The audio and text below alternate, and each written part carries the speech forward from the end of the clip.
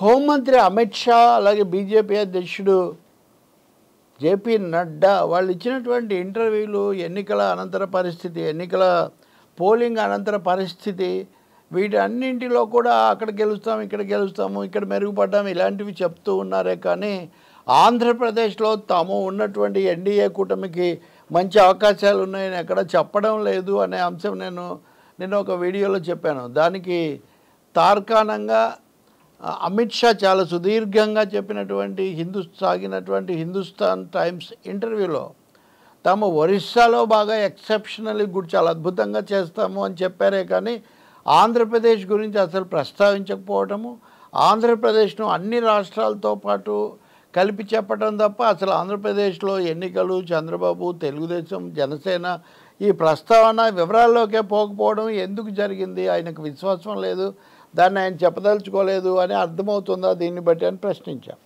అదే సమయంలో నిన్ననే ఇండియన్ ఎక్స్ప్రెస్లో ఆ పార్టీ అధ్యక్షుడు జేపీ నడ్డా ఇచ్చినటువంటి ఇంటర్వ్యూలో కూడా ఆంధ్రప్రదేశ్ గురించి అడిగినా చెప్పకుండా దాటేశాడు ఆయన.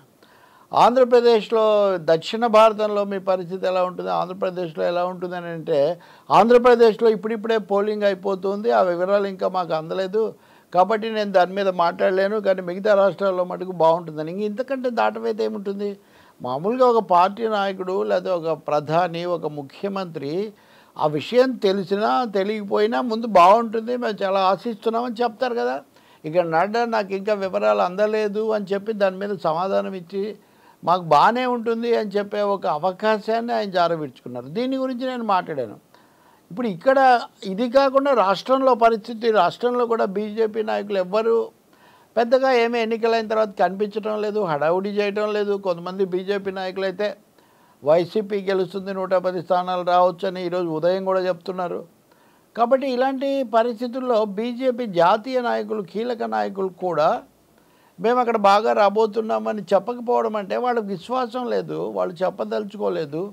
అందుకనే ఆ నాయకులు కూడా ఎవరు కనిపించడం లేదు ప్రముఖంగా అని ఒక వాస్తవం మనకు అర్థమవుతుంది. ఇప్పుడు నేను చెప్పిన వాళ్ళందరూ పోనీ జాతీయ నాయకులు, వాళ్ళు రాష్ట్రం గురించి కాదు అని మనం అనుకునేట్టయితే కనుక ఈ రాష్ట్రం నుంచి ఉన్నటువంటి బీజేపీ నాయకుడు జాతీయ కార్యదర్శి కూడా ఆయన సత్యకుమార్, మొన్న ఎన్నికల్లో కూడా ఆయన బీజేపీ హిందూపూర్ నుంచి పోటీ చేశారు.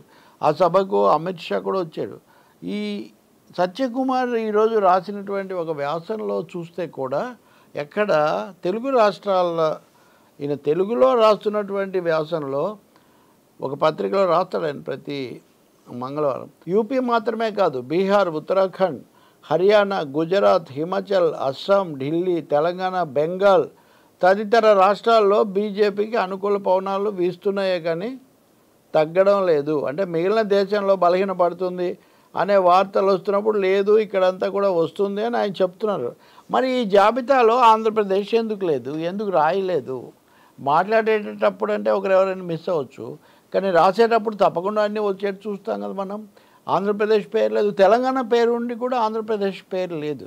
కాబట్టి బీజేపీ జాతీయ నాయకత్వం కానీ బీజేపీ రాష్ట్ర నాయకత్వం కానీ ఏపీ పరిస్థితి పట్ల, అక్కడ తమకున్న అవకాశాల పట్ల, తమకు అంటే ఎన్డీఏగా పోటీ చేశారు కదా బీజేపీ, జనసేన, టీడీపీ, పైగా మోదీ ఉన్నాడు కాబట్టి, ప్రధానమంత్రి కాబట్టి ఆయన నాయకత్వంలో తాము వెళ్తున్నామని చెప్పారు. మరి అటువంటిప్పుడు సత్యకుమార్ లాంటి వాళ్ళు తప్పకుండా ఆ విషయం చెప్పాలి కదా. మొన్న ఎన్నికల ప్రచారంలో కూడా ఆయన ఈ విషయాలు ఆ సభల్లో కూడా ఆయన పాల్గొంటూ ఉన్నారు. కాబట్టి ఎక్కడో తేడా కొడుతుందనే మాట వచ్చినట్టే ఈయన రాసిన వ్యాసంలో ఆంధ్రప్రదేశ్ పేరు లేపడం, పైగా నిన్న రాశారు, నిన్నటిగా ఈ విషయం చర్చలోకి వచ్చేసింది. అమిత్ షా ఆ రాష్ట్రాల పేర్లతో పాటు ఆంధ్రప్రదేశ్ పేరు ఒరిస్సా, బెంగాల్తో పాటు చెప్పలేదు.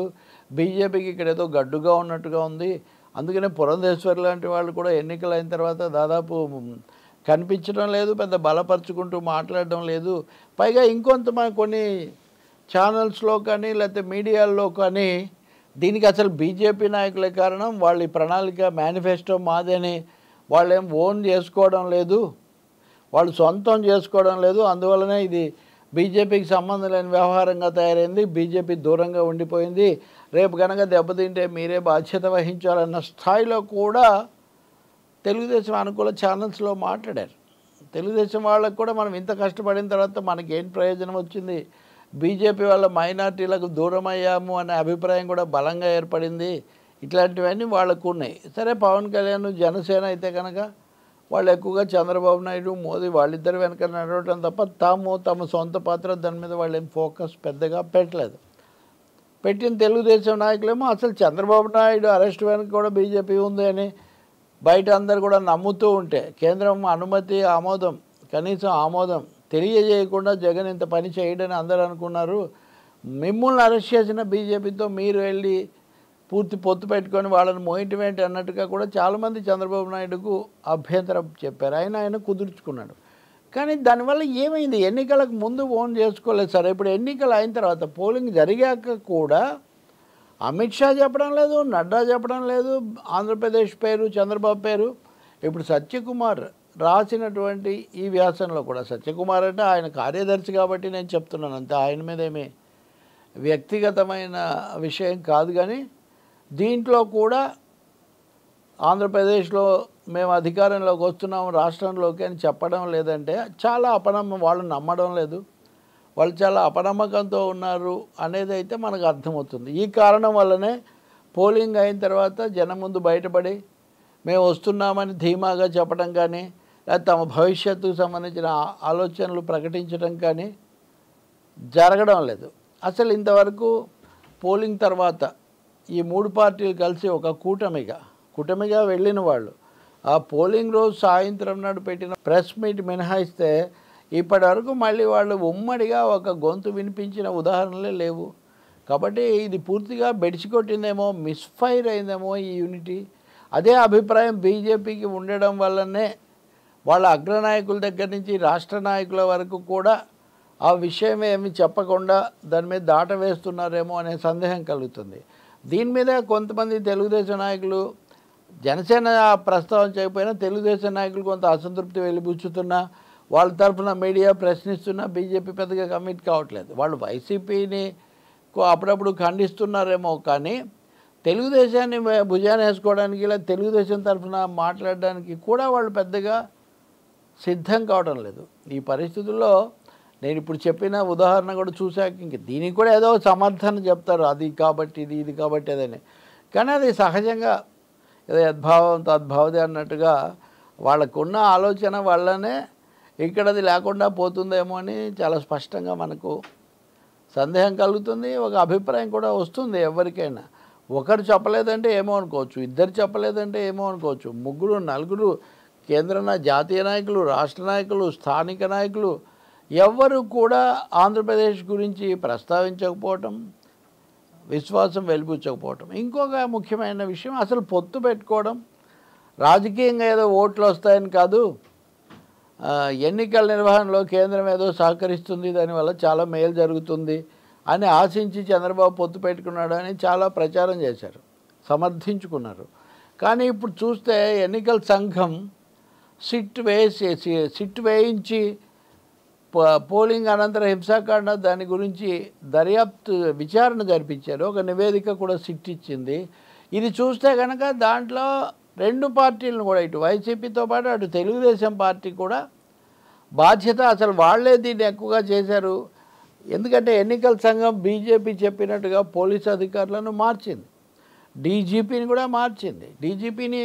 కూడా మార్చి పోలీసు అధికారులు, ఎస్పీలు, కలెక్టర్లు ఇలాంటి వాళ్ళని కూడా మార్చి వాళ్ళకి ఇష్టమైన వాళ్ళని పెట్టిన తర్వాత కూడా శాంతి భద్రతలు కాపాడబడలేదు. ఇంకా వైసీపీ ఆరోపణ అయితే కనుక మీరు మార్చిన చోటే అల్లర్లు ఎక్కువగా జరిగాయని కూడా వాళ్ళు చెప్తున్నారు. కాబట్టి ఇక్కడ తెలుగుదేశం పార్టీ కోరుకున్నట్టుగా బీజేపీ కేంద్రంతో వాళ్ళు చేతులు కలపడం వల్ల, వాళ్ళని మొయ్యడం వల్ల నిజంగా ఏమైనా ప్రయోజనం జరిగిందా అంటే ఆ పరిస్థితి కూడా ఆంధ్రప్రదేశ్లో లేదు. ఎందుకంటే బీజేపీకి ఏపీ ఏమీ బలమైన రాష్ట్రం కాదు. ఆ రాష్ట్ర ప్రజలకు ఆ బీజేపీ చేసే పొరపాట్లను గుర్తించలేనంత స్తబ్దత కూడా లేదు. వాళ్ళు చాలా నిశితంగా అన్ని పరిశీలిస్తుంటారు, చాలా వేగంగా స్పందిస్తుంటారు. కాబట్టే ఇప్పుడు సిట్ కూడా దీని మీద ఏర్పాటు కావాల్సి వచ్చింది. కేంద్ర ఎన్నికల సంఘం కూడా పిలిపించి మరీ ఆగ్రహించి వాళ్లను మందలించి వేగంగా చర్యలు తీసుకోవాల్సిన పరిస్థితి కల్పించింది.